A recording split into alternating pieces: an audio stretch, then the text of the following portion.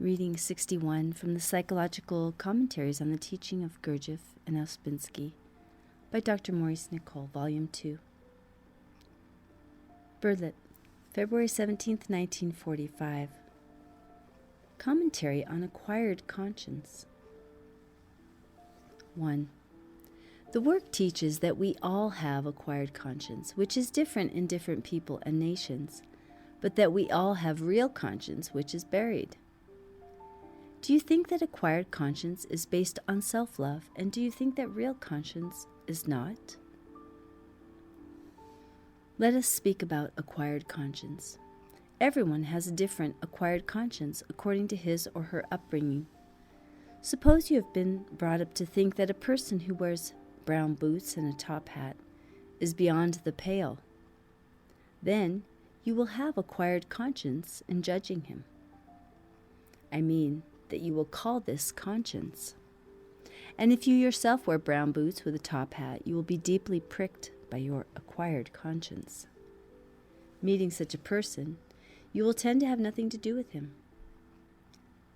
Let us glance at the different forms of acquired conscience that exist nowadays and have always existed. Understand that acquired conscience makes us divide things into right and wrong according to its nature. We say that brown boots with top hats are impossible. But let us look more deeply into this question. Say that you meet a man who is very interesting, and after being a long time with him, you suddenly notice that he has a top hat and brown boots. Instantly, your buffers will come into action, and instead of taking the person as himself, you will take him as an example of bad taste. In a recent conversation, we were talking about this subject and how large a part tradition plays in this question. Tradition forms an acquired conscience in us and is stronger than individual contact with a person. Tradition makes you not yourself. You have traditional eyes in you that are acquired, which makes it very difficult for you to become a real person, a real individual, free to communicate with everyone, and so it narrows down your relationship to people. You may privately think political agreement is a good thing, but your traditional eyes will prevent you from accepting it. We see many examples of this today. This means that your acquired conscience, traditional in this sense, prevents you from behaving intelligently as an individual. You are then collective and not individual in your judgment of things. You are really sacrificing your individual judgment to traditional conscience. But this is not real conscience, it is acquired conscience. A man stands on his honor, his tradition, his patriotism, and so on, and all this is acquired conscience, something he has been brought up to believe in. And such a man is not capable of direct individual thinking in connection with an actual situation. He will not give up his acquired conscience, which is various in different nations, whereas the work teaches that real conscience is the same in everyone and not various, and through it agreement is possible. You can see and will see many examples of the action of acquired conscience now and in the future, such that you cannot understand how people can be so silly as to behave as they do. Then you will notice how this acquired conscience prevents any further development of the human race. To get into contact with real conscience, one has to become more conscious of one's own mechanical reactions, and you can take this idea down to its final issues as regards your social life and so on. Yet beyond all this infinite confusion acquired by tradition, upbringing, etc., there lies real conscience, through which all people can come into relationship with one another once the acquired conscience is observed and worked against by a process of giving up its purely mechanical reactions to others. Now, acquired conscience is always connected with the self-love, which continually puffs itself up into all forms of vanity, all forms of making difficulties, of duty, etc., based on prestige, tradition, honor, nationality, and so on. In this way, self-love incites continual antagonism, war, violence, and so on. That is why the work lays such emphasis on false personality, on invented things, on false behavior, carried out in the name of so much that is really meaningless. As a Scotsman, I meet a man who belongs historically to a clan that has always been at war with my clan. I get on with this man very well in conversation, think him intelligent and like him until I find out that he is one of this accursed clan that by tradition and honor I must hate. So I rise from the table, throw my wine in his face, and go and fight a duel with him. This means that I sacrifice my individual understanding to my acquired traditional conscience. This, of course, is sin in the deepest sense of the word, missing the mark. Instead of seeing the man individually and understanding him, I become suddenly blind, violent, and sacrifice myself to the eyes that belong to my acquired traditional conscience. In other words, I lose all possibility of individual development through my own intelligence and understanding. Recently, I was reading novels written 100 years ago. I came across the idea that a person who knits is quite to be looked down on, whereas a woman who embroiders is all right. Notice carefully that this will make an acquired conscience in a person brought up in those times, and such a person may meet a woman whom he likes very much and suddenly discover that she knits, and then may have nothing more to do with her. Is this acquired conscience or real conscience? Now, let us take some examples. One person says, quote, "An Englishman's word is his bond. Hypnotizes people into feeling that all English can be trusted." If an Englishman were accused of breaking his promise, he might say, "Don't you know I'm English?" End quote. All I can say is that it may be so, but brought up to this idea, a man will not be able to get in touch with his real conscience, nor will he be able to see how often he does not fulfill his picture of himself in his domestic life, his marriage vows, and so on. In this connection, let me quote the following example in which you have a certain kind of acquired conscience, developed by the surrounding influences, exemplified by the idea of a sporting conscience, which is certainly an acquired conscience. The example is as follows. Quote, "A sportsman's conscience would not allow him to cheat at games, but in business affairs he would have no such scruples." End quote. Next, we have a very good example of how acquired conscience is based on self-love, and how when the self-love is hit, we feel miserable. Quote, "Our idea of what we should or should not do comes solely from what we want thought about us. We make pictures of ourselves and are most offended if other people do not believe in them. We think it is awful to be late, because we don't want to be that sort of person from vanity point of view, not from external considering at all. We say we are conscience-stricken if we have been lazy, selfish or uncharitable, or lost our tempers in public. Acquired conscience does not seem to mind if these things are done in private. Acquired conscience always justifies if anything goes wrong, and we are found lacking in our own estimation because we can't bear our self-love to be hurt." End quote. This shows how our acquired conscience is connected with our self-love and is not real conscience, which has scarcely anything to do with self-love. We feel we have made fools of ourselves socially and so have depleted our self-love. However, we have to know what it is to feel that we have been fools and made mistakes without always trying to justify ourselves and get back to where we were before, socially speaking. One person connects this acquired conscience with the scribes and Pharisees that Christ so constantly attacks. The reason is that acquired conscience is only turned outwards and is only distressed when one has made a fool of oneself externally in the opinion of other people of one's own social rank, whereas real conscience is turned inwards and has scarcely anything to do with this outwardly turned conscience.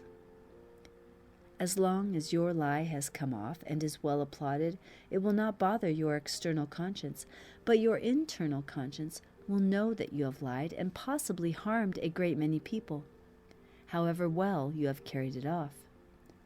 You must all understand that the awakening of the real conscience undermines the personality little by little, and first of all attacks or makes uneasy the false personality, and all these pretenses and facades and external appearances that we spend so much force on, keeping up until the work begins to dissolve us.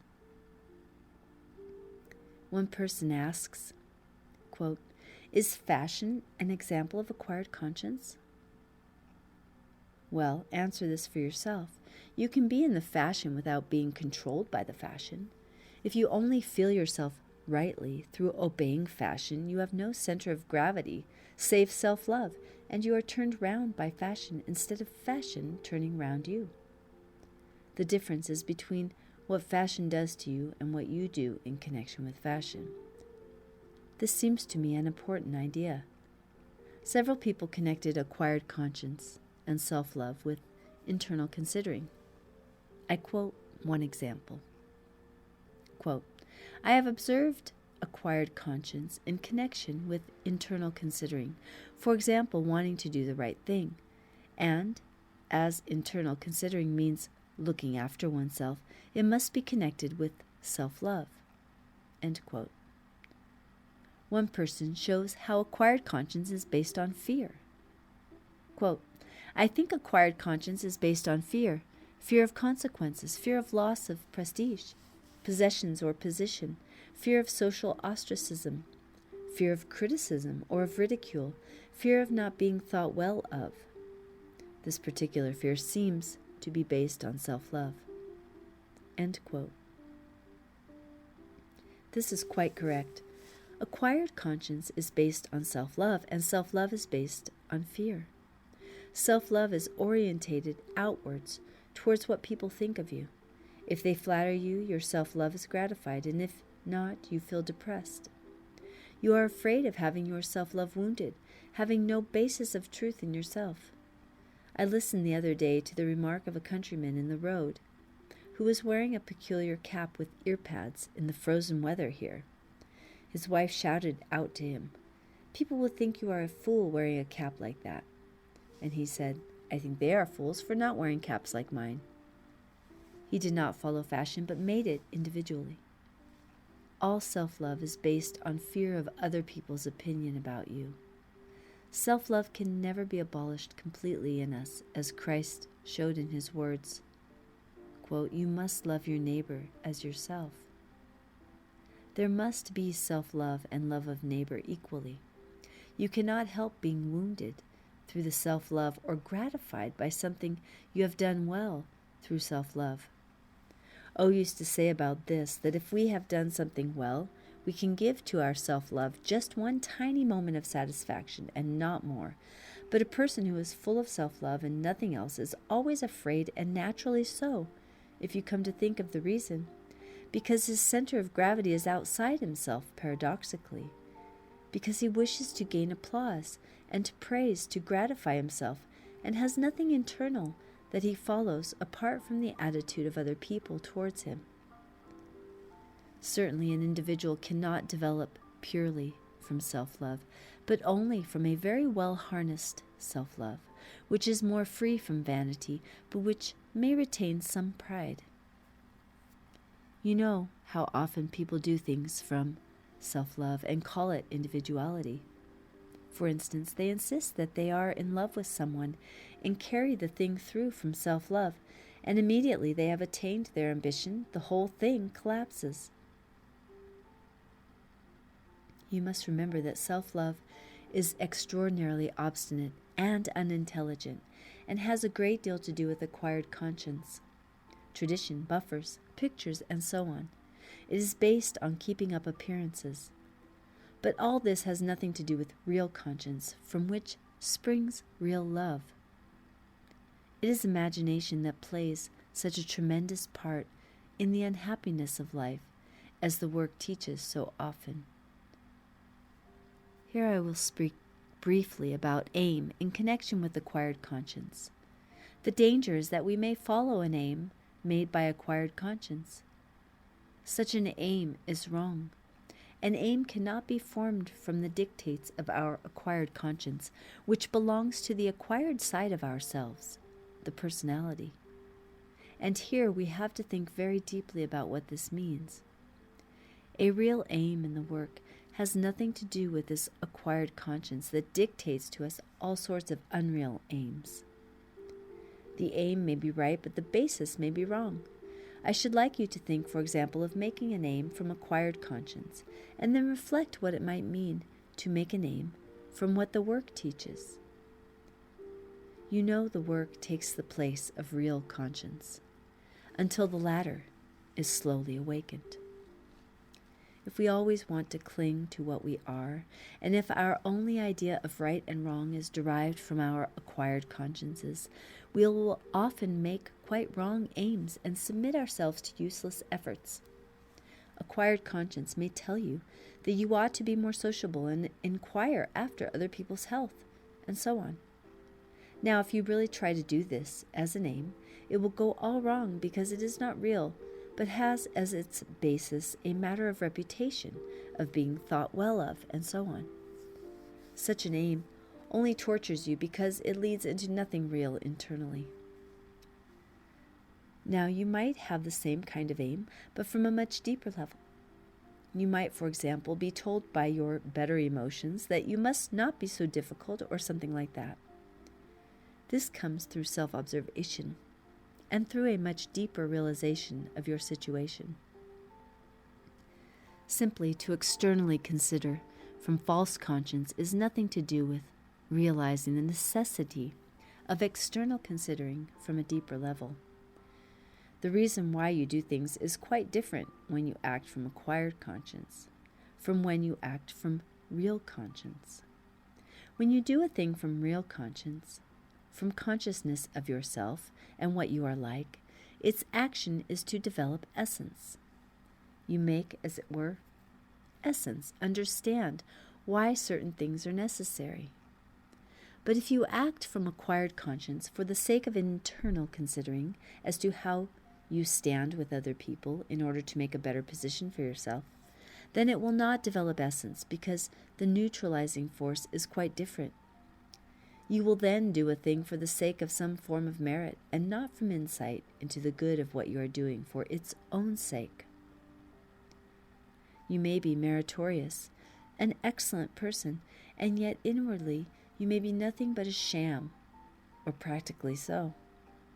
What we learn of good from the acquired side of us by education must be shifted from that outer basis and become a genuine, sincere thing which we wish to live, not merely imitate, which we wish to be, and not merely pretend to be.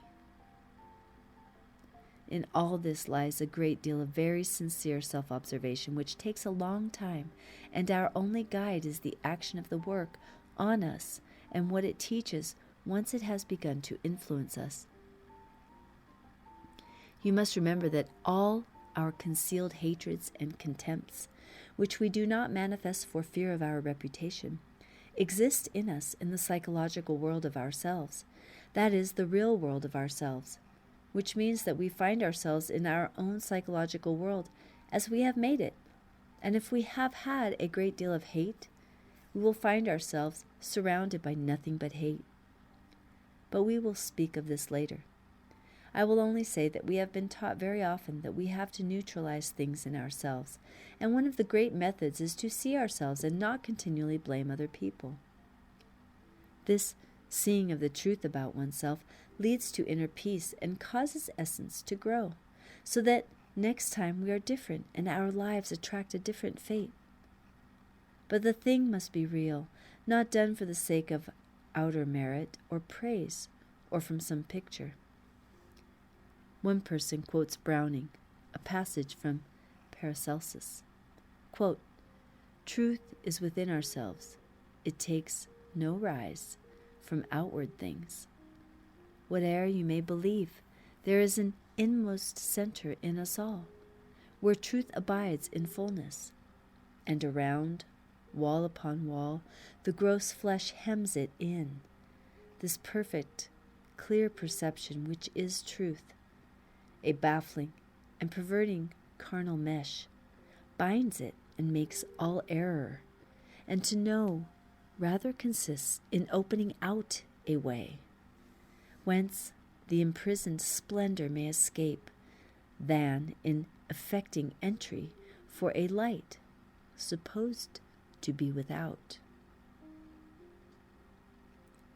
All I will say about this is that it is quite correct to say that truth is in ourselves, and that it is quite easy to say this, but it takes long and difficult work to understand the reality of this truth in ourselves, because we are full of pseudo-truth, and we continually spend all our money, all our force, in keeping up this pseudo-truth about ourselves, which makes us all restless.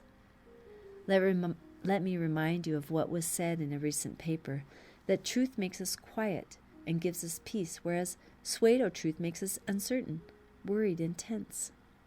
Acquired conscience is noisy, so to speak, whereas it is necessary to listen to real conscience. We solve lots of problems, as we suppose, through following acquired conscience, in which we satisfy ourselves and, in a way, justify ourselves. After a time, we become tired of acting from this acquired conscience and wish to listen to something deeper. That is, we do not seek to get rid of the pain we feel by some manifestation of the acquired conscience. Do you remember what is said in Isaiah? That God dwells, quote, in the high and holy place, with him also that is of a contrite and humble spirit. Can you understand what it means to realize the significance of this phrase, "I am not like this," or "I am in this lie," or "I am in this invented person that has taken charge of my life all these years"? If you can understand what this means, you will begin to understand what the work is about. The object of this work is to awaken real conscience, which is the same in everyone. This cannot be repeated often enough. In self-observation, we can come to the point of saying, "I am not this I that is speaking, that is behaving like this. I am not this person that I have imagined myself to be. I am not in all these external things, these honors, these positions, these pretenses, these virtues, these things I try to do, these fictions that I keep up. No, I am not these things that have taken charge of my life. I am not these I's." Well then, you say, what am I? You cannot tell yet what you are, save by seeing what you are not, and getting gradually, by means of inner work, away from this great fiction that you have kept up. Only you must do it with a certain amount of humor, with a certain capacity for real laughter at yourself. Then, gradually, more real things will cluster round your sense of yourself, and this may be shown by the fact that you suddenly find yourself able to think, able to read, able to reflect.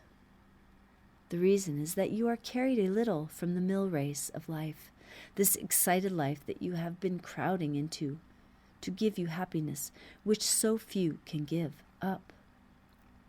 For most people think that to give up means death. On the contrary, it does not mean death, but life. You remember this phrase in the work, "No one is happy." But to what extent do we go to invent this happiness? And in this connection, how we follow our acquired conscience thinking it will give us happiness, whereas it is exactly the thing that makes us wretched the whole time. It is like a kind of juggernaut that crushes everything real in us and to which we sacrifice our lives. Now you may think that this is a little solemn. Actually, it is not so, but like everything else in the work, must be taken with a grain of salt. Let me simply say that our ordinary life, eyes, are not the eyes that will give us any inner peace or stability, and that, as the work teaches, we have to separate from those eyes belonging to the false personality, and this false conscience in order to touch anything deeper and more genuine. When you can observe an I in yourself that is always leading you astray into false ambitions and false aims, into rivalry, into contempt of others, and when you can catch a glimpse of this I having acted in you all your life, an I that you had to follow and obey, then it is a very wonderful experience to be able to say to yourself, I am not this I, and to begin to separate from it. If we had real conscience, the whole world could unite, and all police, law, war, military control, and so on would cease, because real conscience, which is buried in all of us, is one and the same. And if all people had real conscience, they would understand one another and speak one common tongue, one common language. In this work, we try to study a language that will bring us together, that we can all understand, and its object is to awaken real conscience. But as long as we have artificial, acquired conscience, which is different in practically every case according to the upbringing, the nation, the country, and so on, there is no possibility of any common understanding, and so everything must always go on just as it has always done, and I fancy you will all see, as it will go on, even worse than ever in the future. Here are people getting into their traditional eyes and fighting with each other on every side. And no one is trying to understand anything, and no one can understand anything. And so the whole chaotic plot of life, which is due to man's being asleep, will continue as before, and even worse than before.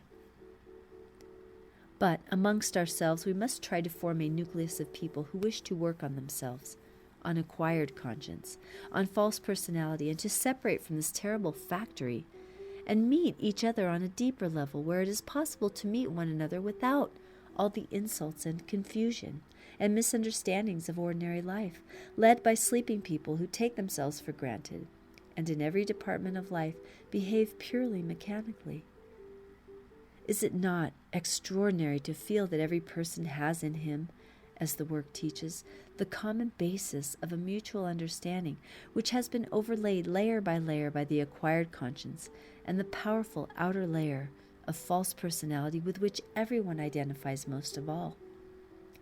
Remember that the object of this work is to break through this false pseudo layer that causes so much damage to ourselves and to everyone else.